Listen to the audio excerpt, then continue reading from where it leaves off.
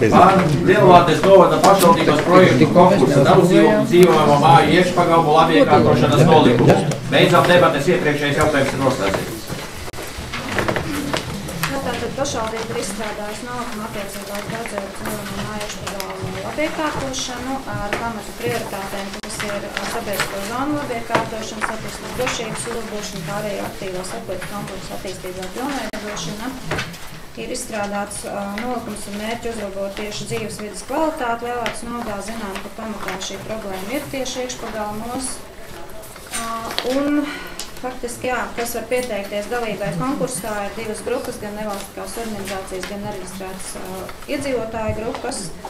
Un es domāju, ka visi ir iepazinušies arī ar nosacījumiem. Konkursā pieejamais finansējums eiro pārreikinājumā no Latvijiem ir 7115, un katram projektam ir pieejama 1423 eiro, tāda maksimālā summa, kuru, protams, komisija izskatot, izvērtēt pašus projektus, var arī atbalstīt daļēji, tātad piešķirt ne visu finansējumu, kas ir pieejams vienam projektam. Un nosacījumi kā ierasts, kā nedrīkst izmantot šo finansējumu, un arī noteikumi, kā mēs viņu izsludinām noteiktos laikos, un mēs arī to darīsim, ja jūs šodien apstiprināsiet šo nolikumu un pieteikumu nosacījumi, kā arī ir izstrādāt pieteikumu formā un ziņojumu formā, bet tas ir tāds paliek dokuments. Paldies. Jautājumi? Man jautājums, vai varētu paskaidrot, kas tā tāda nereģistrēta iedzīvotāja grupa?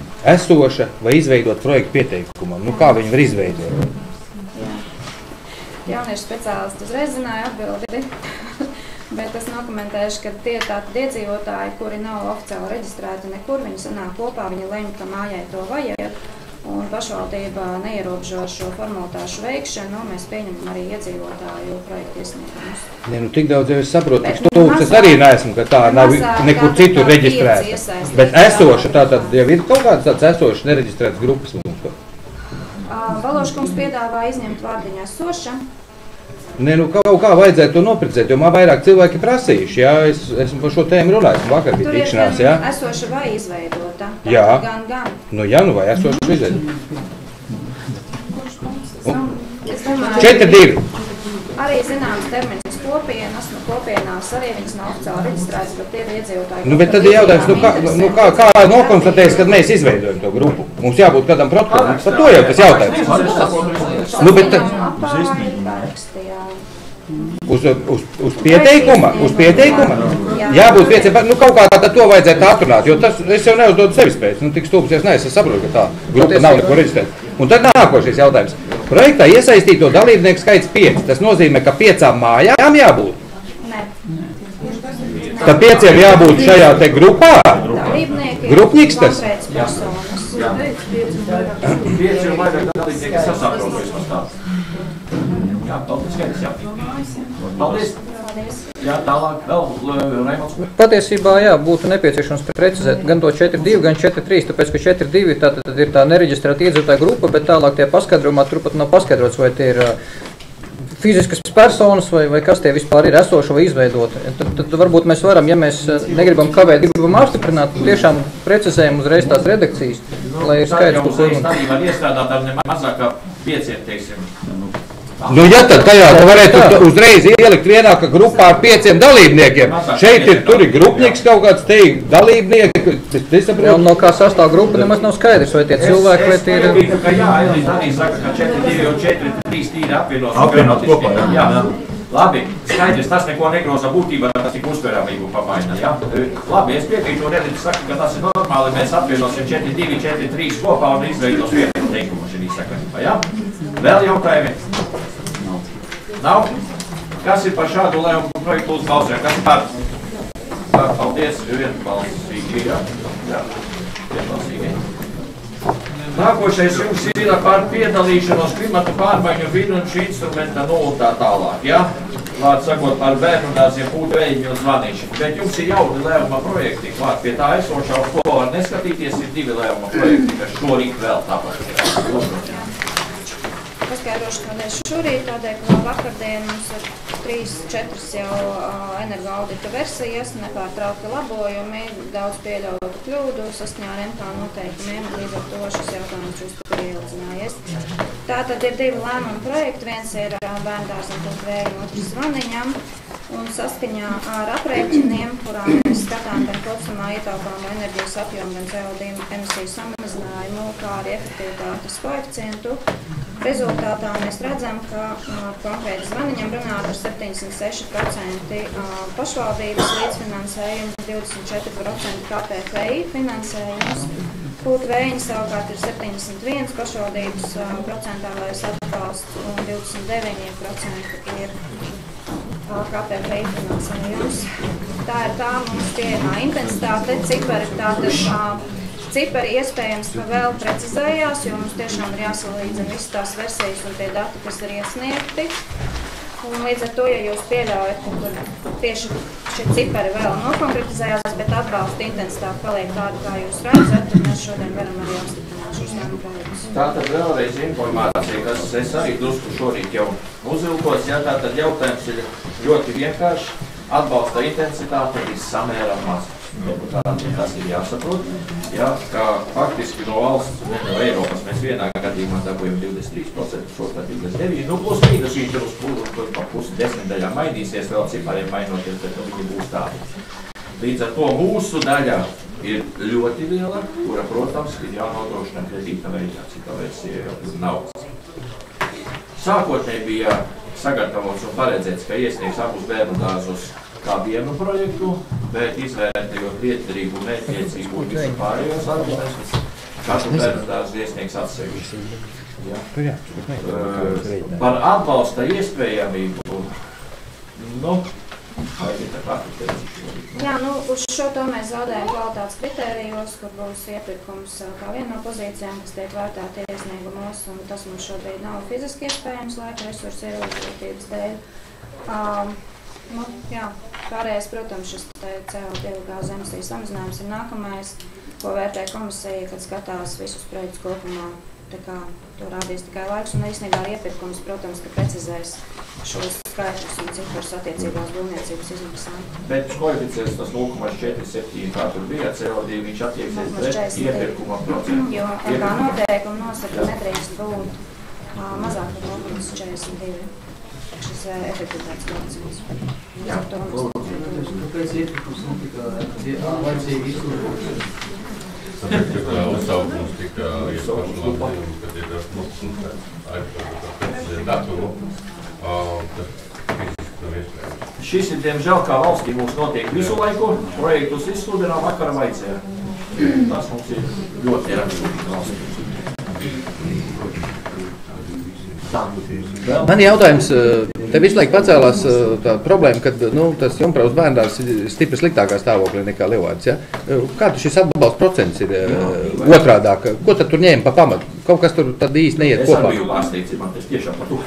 Jā, faktiski, protams, ka tāmas ir pamatā un šis sagatavotais tāmi pozīcijas faktiski neatšķirās, bet, protams, ka ir jāsaprot, ka tiklīdz tā ir tikai siltināšana, nevis kompleks ar citiem pasākumiem, tad, protams, ka mēs nevaram iegūt šo CO2 samazinājumu tik lielā. Tur tas rādītais CO2. Tādēļ vēl jau vairāk, ja tā ir tikai siltināšana, ja neiet runa par pārējais citu kurināmā veidu, tādēļ vēl jau vairāk. Ja te dažos komentāros es jau te arī deputātu klātesošu esmu saklausījis, ka tur jau ir sabrukšanas robežas, tas Jumpravu, un tad tur iet pa visām šķirbām, tā ir acība, vai ne? 10 grādi gaitnī, tas jā, nav tad man ir brīnums, kad nosiltinot viņu, ieguvums ir mazāks nekā pūtvēņos, kuri nesalīdzinām labākā tehniskā stāvoklī. Sorry, kas tad tur rēķināja to? Mēs varam paļauties tikai uz oficiāli iesniegtiem paļauties, auditu un budžeta tāmēm, kas, kā jau ir iepriekš minēja, tika labots no mūsu puses saskaņā ar noteikumiem.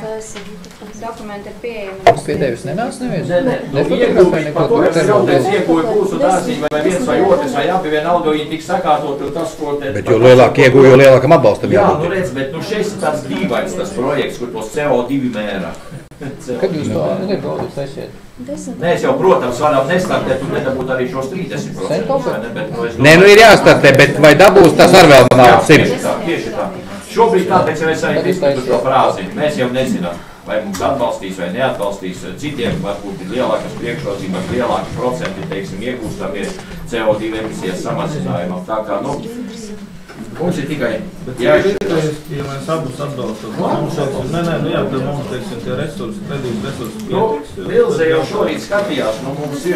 Šobrīd es ielu tos cipars, kas šobrīd ir zinām, ja būtu tā situācija. Atbalsts, tad mēs to 18%. Tur būtu steigti, cik kurš tur termiņš? Iesniegšanas? 28. februāris. Jā, tā viņš ir, bet es domāju, ka riskēt, nevis riskēt, nesaukšu par riskēt, vajag, te jau redzēs, labi droši. Es neticu, ka mēs tikai vakar jautājumi deputātiem vēl ir. Nav. Tad mēs varam balsot par katru atsevišķi, jā. Tātad pirmais par kūtvēju īstenošanu, kas ir par šādu lēmumu balsojumu, kas ir par... Paldies, balsīgi, es sapratu, jā, es atturos. Par Petersons atturas. Otrais ir zvaniņš īstenošanu, kas ir par... Paldies. Tagad ir vienbalsīgi, jā? Jā. Tagad ir vienbalsīgi. Paldies. Beigās nesanāk tā, ka tagad iesniegšu tos teondēs šitā procentu būtu veidi sēdes numur 11 lēmuma numur 13 teikumu atļaujas izsniegšanu un gribu domāt pozitīvi. Ir saņemts komersanta iesniegums, ka viņam ir mainījies nosaukums. Un ministra kabineta noteikumi paredz, ja ir mainījies komersanta nosaukums, tad ir jāizdara grozījumi tieši sastot no derīgo izdarītos iegūs atļaujā, norādot pašreizējo nosaukumu. Tā kā šī te atļauja iepriekšējiem komersantam izdod ar domas lēmumu, tad ir jāveic grozījumi minētajā lēmumā, lai veiktu grozījumus atļaujā un pārreģistrētu atļauju uz jaunā komersanta. Jā, jautājumi. Nav. Kas ir par šādu lēmumu uzbalsojumu? Kas ir par? Paldies, arī vienbalsīgi. Nākošie jautājumi jau aiziet uz slēgto daļu. Mums tagad mēģinu atrast vidiņā, kur mums bija 24. jautājums. Ja? Tātad 24. jautājums, tur ir tās tabulas. Tātad 24. jautājumam viņam nav lēmuma projekta. Tātad ir iesniegums no Jāņa Āboliņa par to, lai tiktu publicēts internetā deputātu sēžu apmeklējums. Tā skaitā gan komiteju sēžu, gan domes sēžu, tā skaitā ar piebildi attaisnots vai neattaisnots. Tātad saskaņā ar pastāvošo likumdošanu par attaisnotiem un neattaisnotiem kavējumiem drīkst runāt tikai attiecībā uz domes sēdēm, ja? Un kā mēs paši esam vienojušies, ja līdz domes sēdes sākumam nav priekšsēdētājiem paziņots par neierašanos, tātad šis domes sēdes kavējums ir neattaisnots. Ja, protams, tur neatrodas slimības lapa, bet arī tad var piezvanīt. Attiecībā uz komiteju sēdēm likumdošanā nereglamentē un nenosaka, kā apmeklējumi drīkstētu būt attaisnoti vai ne. Nu, viss tagad ir, nezinu, jāpats saka tālāk, to domāju. Mans ierosinājums ir, lai tomēr iedzīvotāji, vēlētāji mūs ir ievēlējuši, un lai viņi tomēr zinātu konkrētiem deputātam tāpatām ir plusiņi, mīnusiņi. Mans ierosinājums publicēt mājaslapā šo informāciju par to, teiksim, vai deputāts apmeklē vai neapmeklē šīs te komitejas un domas sēdes. Tas īsumā arī viss. Ja deputāti vairākums, es rosinu tomēr izskatīšu šo domas sēdē, ja deputāti vairākums uzskata, ka šāda informācija nav publicējama, tad nav. Ja deputāti piekrīt, ka ejam šo atklātības ceļu drusku tālāk. Jā. Ne visi izmanto mājas lapas šos te resursus, jā, tad varbūt, kad lielvārdas ziņās, lielvarīgāk tas ir lielāks. Ierosinājums bija abos divos. Protams. Man jautājums tāds, jo, pat cik man ir tā, ka man pamatdarbs atšķirībā no daudziem citiem deputātiem Rīgā, ja, tad man tiks objektīvi ir grūtāk tikt uz tām sēdēm. Ja. Bet jautājums ir tādā ziņā, ja, tas ir, tad ir jāsniedz arī papildus informācija, kas raksturotu, cik aktīvs ir bijis deputāts sēdē, vai, teiksim, attiecībā uz komitejām arī. Nē, ir jābūt objektīvai ainai, teiksim, par to, cik deputāts aktīvi strādā. Piemēram, šeit ir tāda problēma. Ir daži deputāti, kas ir vienā komitejā, daži deputāti divās komitejās, daži deputāti trijās. Ja mēs paskatāmies tagad uz šito tabulu, sanāk, viens deputāts baigais malacis trijās komitejās, tur daudz kopā saskaitās dienas, cik viņš ir komitejās sastrādājis, ja, plus vēl domas sēd. Viņš ir labs deputāts. Cits deputāts ir vienā komitejā, viņš ir mazāk, viņš ir slikts deputāts. Varbūt mēs ņemsim vērā to, pa komitejām tomēr jāmaksā. Ja? Ja viņš, piemēram, ir bijis komitejā un neko nav darījis, bet nav par to saņēmis, patiesībā viņš ir slikts deputāts. Viņš attaisīs vaļā avīzes, postīsies, viss skaidrs. Ja? Tad, ja mēs gribam objektīvu informāciju, tad tur vajag klāt arī par to, kā tur, kurš ir uzstājies, kurš ko ir darījis, kurš ko nav darījis. Citādāk, tāda informācija pat par sevi neko nedara. Es ceru, ka mēs neatvērsim debates uz pusstundu, bet tāpēc arī es laboju šo savu ierosinājumu, kurā tad noteiktu, cik, teiksim, komitejas sēdēs deputātam bija pienākums apmeklēt viņam, ja viņam ir viena komiteja, tātad viņam, teiksim, ir 3 komitejas sēdes. Un cik viņš vienkārši nav ieradies. Tātad viņš ir ieradies tikai uz vienu. Tas ir tas mans precedents. Jā, tas ir viens. Raimonda ierosinājums par šo te aktivitāti. Es varu nākamo ierosinājumu arī iesniegt par to, ka raksts, jā, bet tik tiešām to, ko Raimonda saka, ka tas varbūt tās arī par šiem pašiem ierosinājumiem, par šiem te ierosinājumiem, cik deputāts varbūt tās pusgada vai gadu laikā ar ierosinājumiem nācis un, teiksim, cik ir iesniegts, ja? Jo šeit, teiksim, tik tiešām, kā Raimonds saka, varbūt tās deputāts no savas puses nemaz neierosina. Var jau ierosināt daudz lietas. Tagad vienām deputāti plus Māris. Es saku, ja mēs skaitīsim pēc daudzumu, ne jau vienmēr... Kā Japānā, pa katru ierosinājumu maksā, tik kāds sausais atlikums. Es pilnīgi Māveister kungam piekrītu, ja? Varbūt pietiktu ar to, ka izvērtēt, cik komiteja ir izskatījis un ko komitejā ir, cik kvalitatīvi tas dokumenta projekts iznācis ārā, ja? Sausais atlikums, nevis tagad sāksim te tā kā tajā filmā latviešu mērīties, kurš vairāk ierosināja, kurš vairāk komitejās ir ielīdis, piedodiet par tādu tieši izteicienu, ja? Un kurš vairāk ir atnācis un neatnācis, tad kuram ir garāks, kuram ir īsāks. Ja? Varbūt labāk strādāsim un diez vai tiem iedzīvotājiem tik ļoti interesē Āboliņkungs, cik jūs esat komitejās, ja? Un cik jūs neesat. Ja? Bet kāds ir tas rezultāts, ko jūs esat sasniedzis ar savu darbu? Tas ir vienkārši piemērs ir Ogres novada pašvaldība, kur deputātam Tribotskim šo te deputātu statusu viņš zaudēja. Dēļ tā, ka viņš uz šiem te domas sēdēm neieradās. Vispār domas sēdi neapmierina. To likums nosaka likums, tad nav vajadzīgs nekādas publikācijas. Jā, bet iedzīvotāji līdz ar to var kontrolēt, tomēr skatīties, vai piedalies visās domas sēdēs, nepiedalies un viss. Es vēl gribēju tā papildināt, es neteiktu, ka Āboliņkungs pa vidi iesprosās. Ja? Tad ir tā lieta tāda, ja, ka tiešām ne katrs deputāts, mums, diemžēl, ar līdzīgi tā kā Ogre Āboliņkungs teica, ļoti daudz deputāti ir iestāžu vadītāji, vietēji iestāžu vadītāji, savu grupiņu, ja? Ne katrs deputāts ir iestādes vadītājs. Cits strādā Rīgā un cits varbūt kaut kur citur un ir pietiekoši aizņemts un varbūt no viņa vēl lielāks pienesums nekā no tā, kurš arī šeit ir nodarbināts domē. Ja? Un tādēļ, ja grib tāds tabulas publicēt, ir jābūt objektīvam. Kāpēc viņš nevarēja ierasties? Varbūt viņš darīja kādu svarīgāku uzdevumu, ja? Vai viņš bija slims vai kaut kur citur. Un jābūt pilnīgi galīgai objektīvai informācijai un tikai tad viņi var publicēt. Nevis salikt tikai ciparus, es esmu vairāk komitejas, es esmu vairāk bijis, es te pat strādāju, man uz domas sēdi atnāk vispār nav problēma, ne, jo es te pat strādāju. Atnāk no cita kabineta, ienāk šeit un esmu domas sēdē. Ar citam varbūt jādara citu uzdevumu. Būsim godīgi un objektīvi līdz galam. Labi, jā, tikai mierīgi. Nē, es esmu mierīgs tikai tādā pārliecinātā tonī. Es domāju, kad cilvēks izvēlas, vai viņš kandidēs par deputātu vai ne, viņš zina savu darbu grafiku, un viņam ir tomēr jārēķinās ar to, vai viņš savu darbu varēs apvienot, savienot. Neiet runa par, teiksim, kaut kādiem atsevišķiem kalējumiem, tas ir jebkuram pieņemams, bet ja ir tā, ka varbūt tiešām cilvēks nevar savienot savu esošo darbu, teiksim, ar deputātu pienākumu pildīšanu, kas cilvēkam kandidējot bija jāizvēl. Nu jā, ne katram pēc vēlēšanām tiek radīts amats, tā jau ir, jā. Tā. Es vienkārši nobeidzot, ja drīkst, tad vienkārši nobeidzot. Jebkurā gadījumā tas ir vienkārši deputātu balsojums pār pret. Jebkurā gadījumā tā kā šī informācija man ir izsniegta. Es vienkārši brīdinu deputātus, ka es viņus publicēšu, bet tad nebūs oficiālā mājaslapā, bet būs kaut kur citur. Tā kā tas ir tikai vai jūs atbalstat to vai ne. Bet savāc lūdzu informāciju, kāpēc tas deputāts nav bijis? Tur neparādās, šajā tablā neparādās.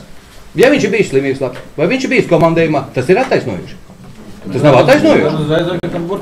Tur jābūt tā kā darba tabelē liek, tur jābūt ir attaisnojoši vai kādam citam būtu. Tad lūdzu publicē. Mums jau viss ir attaisnoti. Labi. Es nezinu, tur neparādās. Deputāti, dāmas un kungi, man ļoti negribētu šo jautājumu likt uz balsošanu, jo tas tāds, nav īsti lēmuma jautājums. Šobrīd mēs vienkārši pārunājam šo te mūsu savstarpēju attiecību. Jā. Kurā? Attīstība, tautsēmniecība, visās izglītības. Mēs jau tā kā runājām. Vai tā mēs pirmoreiz? Mēs jau runājām ābolīgi par šo jautājumu. Un arī tad norunājām. Jā, labi. Jā. Atliksim uz Ziemassvētkiem šo jautājumu. Apspriedīsim. Deputāti, vai tomēr mēs varam bez balsošanas vienoties, ka par šo jautājumu turpināsim diskusiju? Jā, bez balsošanas turpināsim diskusiju. Jā, bet es piekrītu, ka, piemēram, ja runa par to, ka var kaut kādā veidā atspoguļot to deputātu darbu, tā, plašāk. Tas būtu pozitīvi. Vienīgais, kā jau tev kolēģi teica, kurš to darīs, kurš rakstīs un